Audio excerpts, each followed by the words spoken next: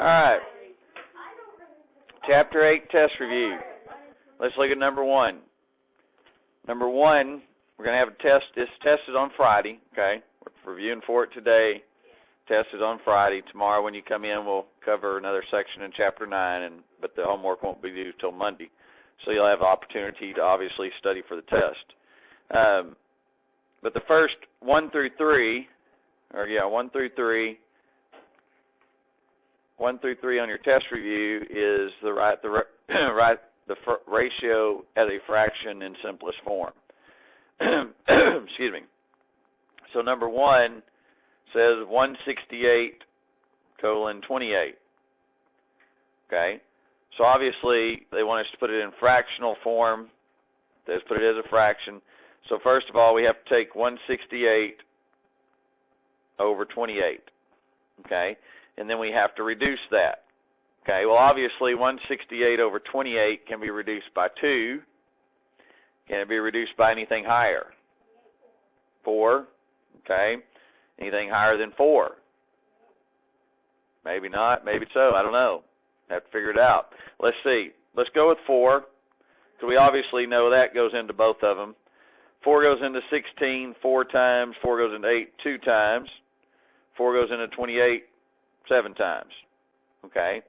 Obviously, it will reduce further. Okay, we can reduce it by 7.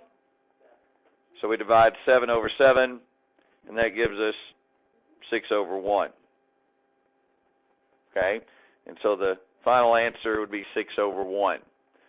Now, 23:84.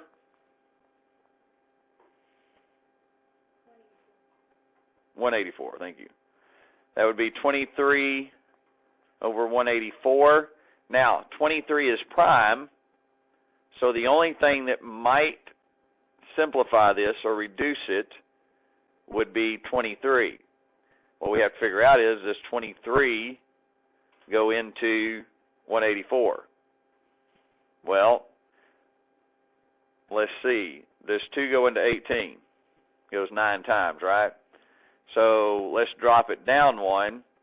Let's see if 23, it would have to look like that right there. 23 goes into 23 1 time.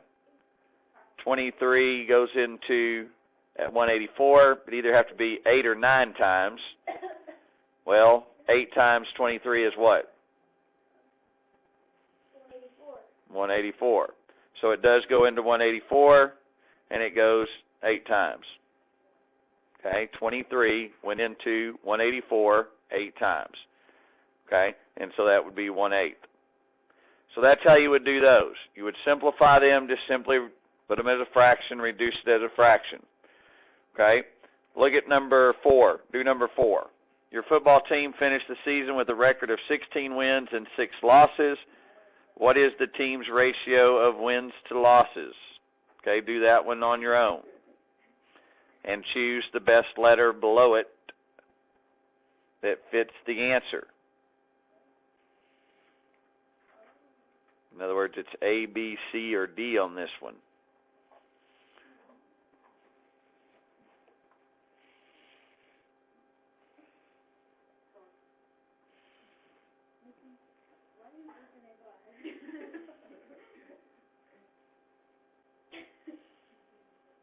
Okay, what do we get?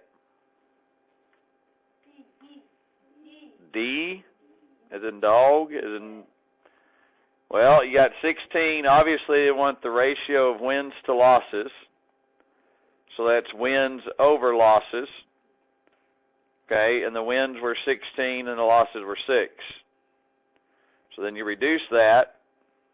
You divide it by 2 over 2. And that 2 goes into 16 8 times. 2 goes into 6 3 times. So sure enough, 8/3. Okay? And that would be the letter D. Okay? Now, so that's ratios. Okay? Now let's look at rates, because Section 1 was ratios. Section 2 of Chapter 8 was rates. So let's look at rates, and that's what 5, 6, and 7 is. Okay? 5, 6, and 7 is dealing with unit rate.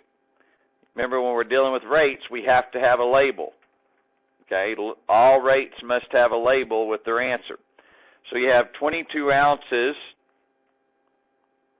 This is number 5, right? Yeah. 22 ounces for 4 servings. Okay, 22 ounces for 4 servings. So how do I find the unit rate for that? How do we find the unit rate? What do we divide, Zach? Okay, we divide 22 by 4. No, you actually divide. You were right the first time. You set it up as a fraction, 22 over 4. You divide 4 into 22, it goes how many times? Nikki? 4 into 22 goes how many times? Huh? I want to know the decimal. 5.5? You sure? Have you actually done the math in your head, or are you just relying on Zach's math in his head? Okay. If you divide 4 into 22, goes 5 times, be 20. Remainder 2, bring down my 0, bring up a decimal. And so it goes in there 5 times, be 20, remainder 0. So it'd be 5.5 ounces per serving. Okay? Must have that label with your answer. So when you put that answer in the answer blank, it must have that label. If it does not have that label, it will be wrong. Okay? Zach? Is this like the short thing for ounces OG? Do what? Isn't there a short thing for ounces OG? Yeah. All right, now, do number 6 on your own. Number 6 says 17.50 for 10 sodas. So they want to know the unit rate. They want to know the unit rate for 17.50 for 10 sodas. Remember, with your unit rate, you must have the label at the end. Those of you who are just coming in, we did number 5 and several of them before that, so get with your friends after class and get the, plus the work will be, it'll be on the YouTube. I'm recording it, so you'll have it there as well. We're reviewing for our test that we're going to have on Friday of this week over Chapter 8. All right, so if we have $17.50 and it costs that for 10 sodas, what does it cost for one? Xander? Yes. So we had $17.50 for 10 sodas. Okay? So to find out the unit rate, we simply divide 10 into 1750. Okay? It's going to go one time, be 10, remainder 7, bring down your 5, bring up your decimal. 10 into 75 goes 7 times, be 70, remainder 5, bring down your 0, 10 into 50 goes 5 times. Okay, so it's $1.75 per soda. Okay, that must be in the answer blank. $1.75 per soda. Okay. Hey, hurry up, guys.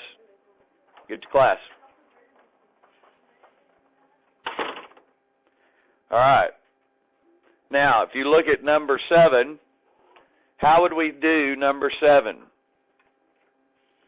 What do we have to do for number 7 to get the answer to that? The problem says determine which of the following packages of artist brushes is the better buy. 5 brushes for $2.85 or 8 brushes for $4.80. What do we do there, Sophia? Do what? Yeah, we have to find the unit rate for each set of brushes. Okay, so do that. Find the unit rate for 5 brushes for $2.85 and find the unit rate for 8 brushes for $4.80.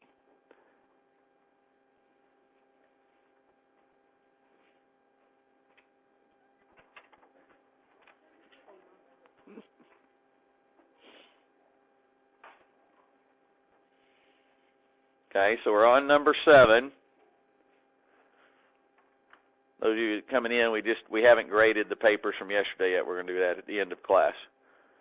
So you have 5 brushes for $2.85. You got to find the unit rate for that, and you got to find the unit rate for 8 brushes for $4.80.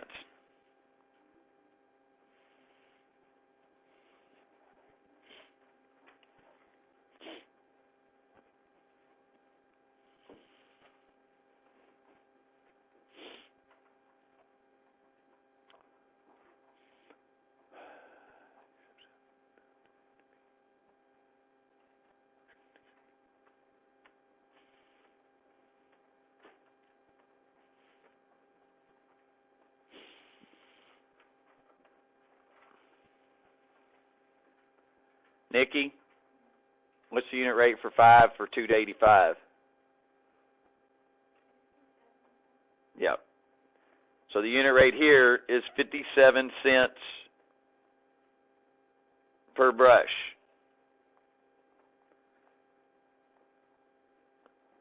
Oh, and what'd you get the unit rate for 8 brushes?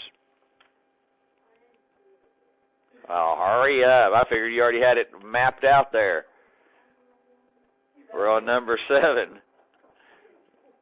Wow, Owen's off his game today. Nick, what'd you get? 60 cents. Okay. So the better buy, obviously, is the 5 brushes for $2.85. So that's what you would put in the answer blank. Okay. Don't put the unit rates in the answer blank. Put which one was the better buy. So I'd rather pay 57 cents per brush than 60 cents per brush. Okay. You go into, I know they do this at, I think that they used to do it at Walmart. I hadn't looked at the prices at Walmart lately. But at Walmart, when you go in and they have the price of whatever you're buying, they will also have the per ounce or the per item price. They'll have the unit rate actually on the price tag, so you can see which is the better buy. Now, Target used to, I don't think, last time I was in Target, I didn't see it. They may have changed it and not done it, but most places you go will do that for you. It's not real smart on their part to do that for you, because then you can actually see what the better buy is, because a lot of times you go into these stores and they've got something that makes it look like it's a better buy, but it's really not. Like they'll have, hey, we've got 4 for $4.80, or you can buy this for such and such, and the 4 for $4.80 is not any better buy than what the other one is. They'll go, okay, we got 2 for, I saw one the other day. What was it? It was 2 for $3.98, or 1 for $1.09. Or you could buy. They were like, no, it was like 3. They had raised the price for 3 of them, and you could still buy the 1 for $1.98, and it was exactly the same price. But they wanted you to buy 3, thinking it was the better buy, so you'd buy more instead of just the 1.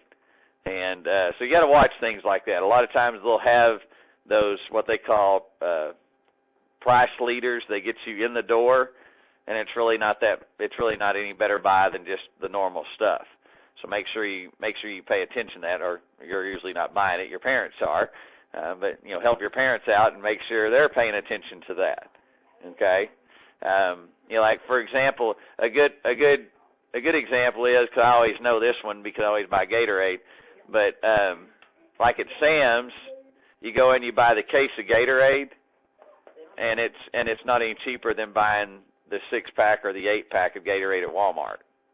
It's exactly the same price, but they want you to sell it by the case. They sell them in bulk at Sam's, right? Yeah. They don't sell it by the like the 8 one or the 6 one. All right, now let's look at number 8. Number 8 and 9 are dealing with slope. Okay, that was section 3 of chapter 8. Okay, slope was done in section 3 of chapter 8. Now, remember, obviously I don't have these in here. Okay, so I want you to do it. Do number 8 and 9. You remember how to do it? Let me remind you with a picture. If, remember, slope is equal to rise over run. Okay, if I have a line that does this, and here's the 2 points on it, then I'm looking at the rise here, and I'm looking at the run here. Okay? Huh? Oh, my bad, yeah. I did it different. I did it backwards. Run here and rise here. Okay? Now, you remember you can do it either that way or you can do it this way. Okay? You can do it on the top, make the top part of the triangle or the bottom triangle. It doesn't matter. You will still get the same answer. Remember, on your slope, when you're moving from left to right and you're walking uphill, this would be positive. When we're walking downhill from left to right, this would be negative. Okay, it would be a negative slope if you're walking downhill from left to right, and it's a positive slope if you're walking uphill. Remember that our horizontal line, a horizontal line has 0 slope. A vertical line has no slope. Okay, but it has to be truly vertical, just straight up and down, no tilts to it whatsoever. Okay? So do those right quick while I'm doing them.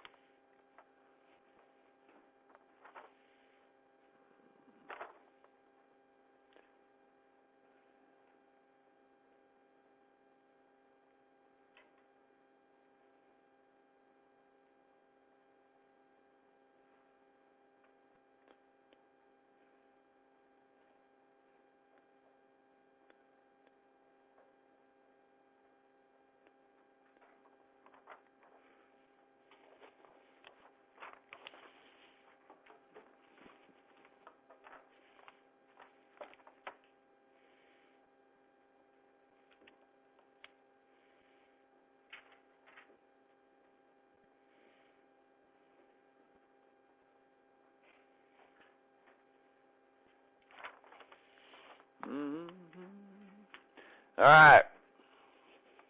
For the first one,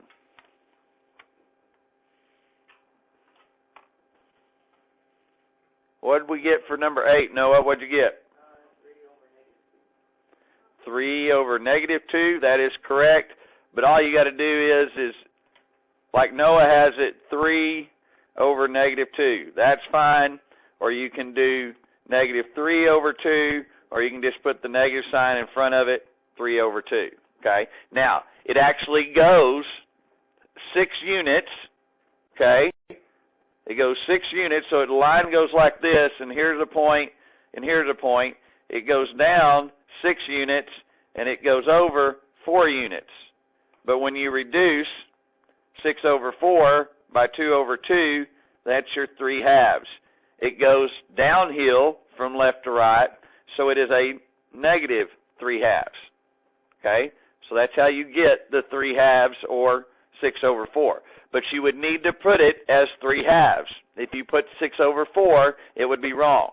Okay? So make sure we don't make that mistake.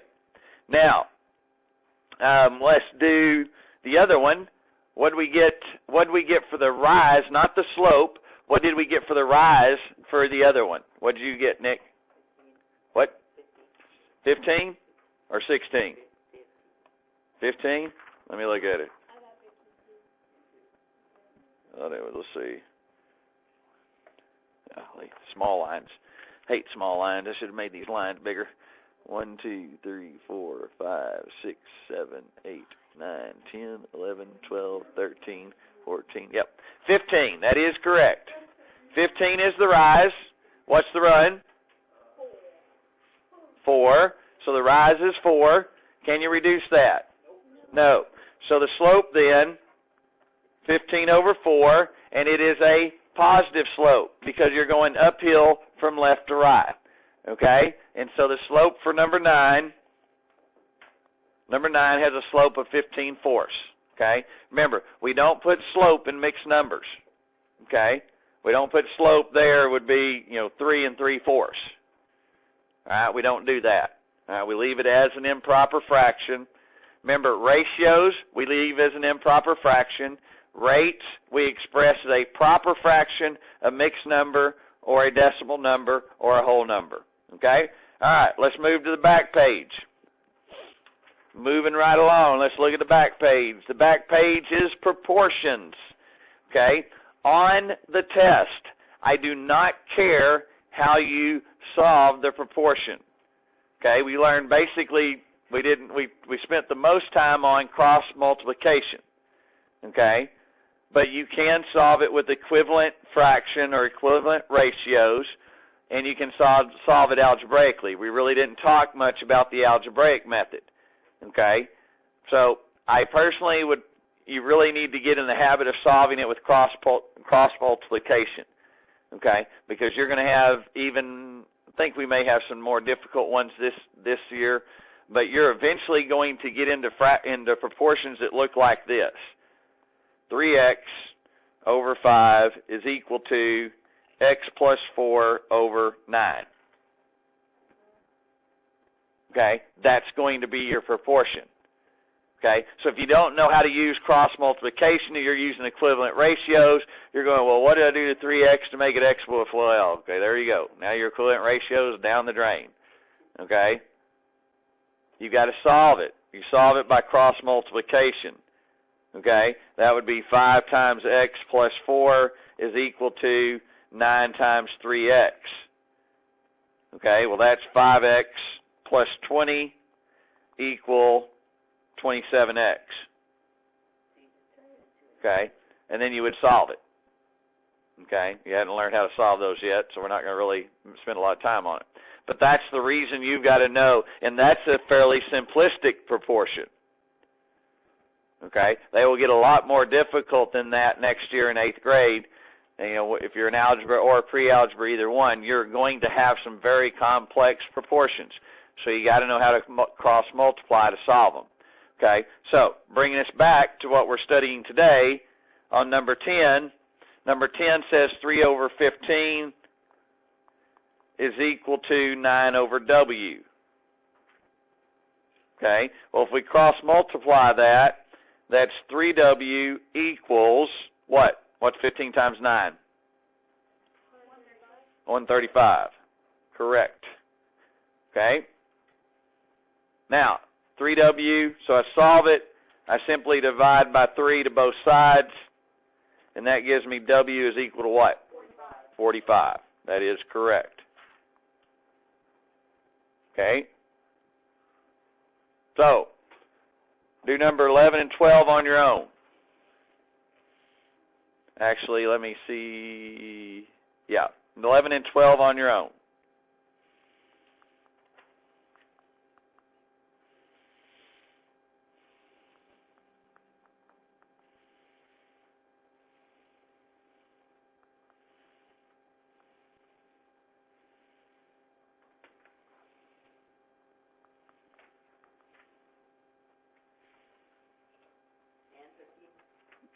No, just 11 and 12. We'll get to 13 here in a second.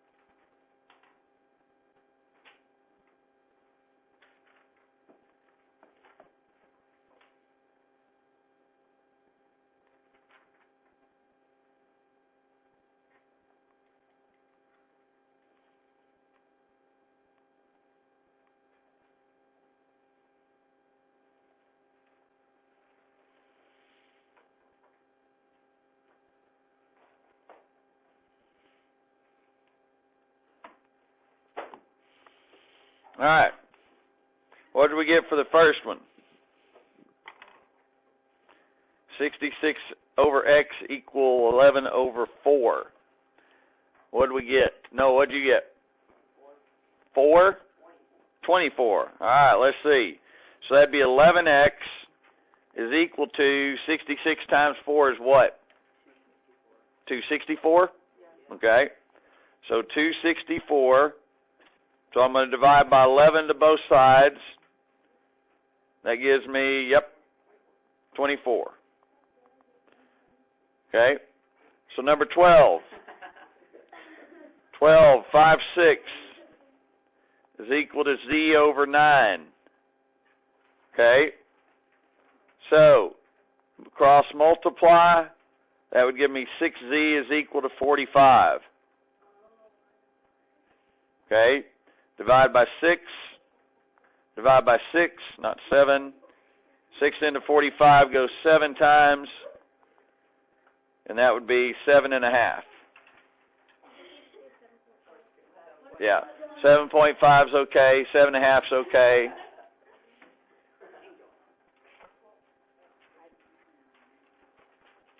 Okay. Now, if we look at number 13, 9 over 10 is equal to 3.6 over z. Okay. Same thing. It doesn't change. Cross multiply. That would be 9 times z is equal to 10 times 3.6. 9z is equal to 36. 9 here, 9 here, and that would give you z is equal to 4.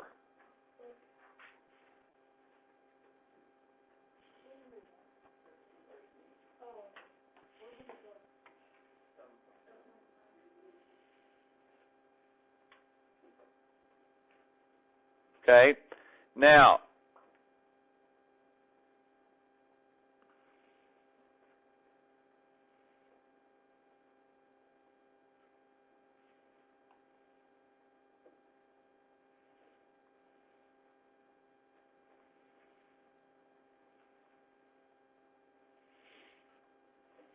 all right, let's look at then, look at 16. Through number 16. 29 over 5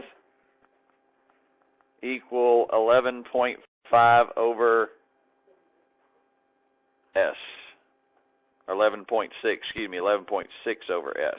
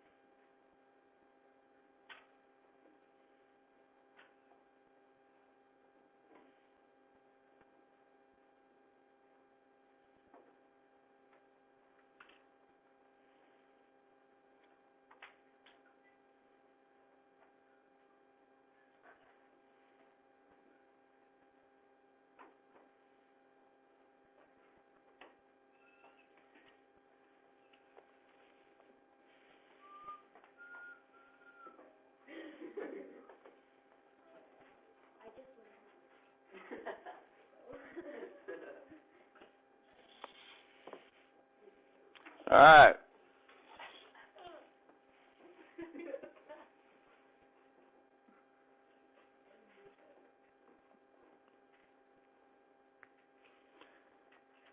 Cross multiply.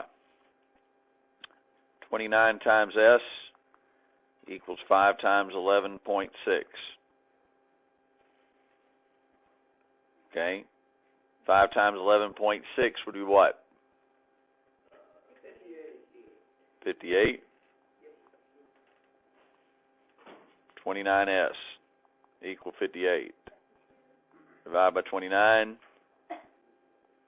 S would be equal to 2. Okay. Now, one we had a little bit of struggle with is 18 through 21. Okay. Obviously, the proportions is 8.5 in your book. 18 through 21 is that goes back to 8.1. 500 meters and 3 kilometers, and they want you to put it in ratio form. Okay, they want you to express it as a ratio. The thing that we have to remember is we have to have the same unit of measurement before we can put it as a ratio. So it is the same unit in the sense of it's the same category, it's distance, okay, but we've got to put the distance in the same unit of measurement. So we've got to convert 3 kilometers to meters, okay? So I've got to take 3 kilometers and make it meters. Okay, to do that, you're basically going from kilometers here to meters there. And so I'm going once, twice, 3 times to the right. So I've got to take 3 and go once, twice, 3 times to the right, which gives me 3,000. So I'm back to the problem. It's 500 over 3,000. Okay, the zeros cancel out, leaving me with 5 over 30. 5 over 30 is 1 over 6. And that would be your answer. Zach? Huh? How do you know the conversions? Well, then you didn't memorize the boxes like I told you to do when we went over this in chapter 5 or 6. Yeah, that's why you're supposed to memorize them and not just cram for a test. Well, that's not my problem. The boxes are simple. You got 7 boxes. 3 on each side of the base. Here's the base. The base unit is meters, liters, and grams. Then you have 3 boxes on the other side. This is where your millimeters are, centimeters, millimeters. This is where your kilometers is at. These 2 we really don't use. Okay, but you have to use them as your place values. Do what? Yeah, it's deca and hecto. Yeah. And then here you have deci. That's deca, hecto, kilo, and that's centa. Depends who you talk to. What I say, kilometers.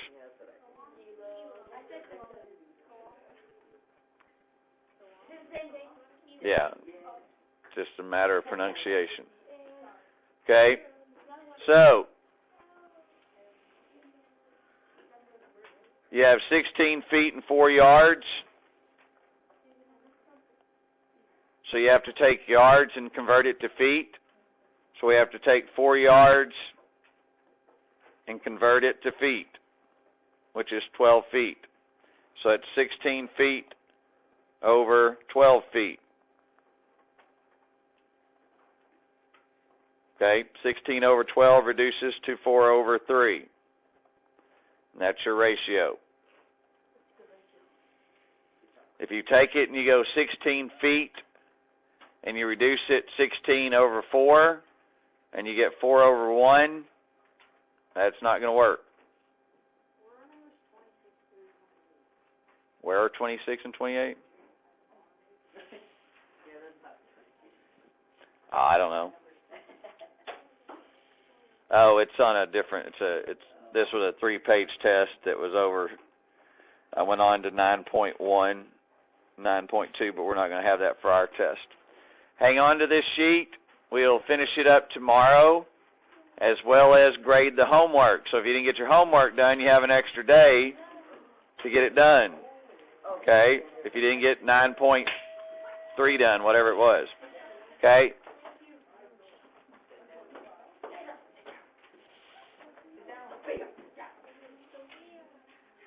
Guess maybe I need to hold y'all for about 5 minutes one day. We'll just continue to do work. Maybe that way you'll understand that the bell doesn't dismiss you, but I do. I know you're excited to go to PE and everything, but, it's not like you can be late. You may go.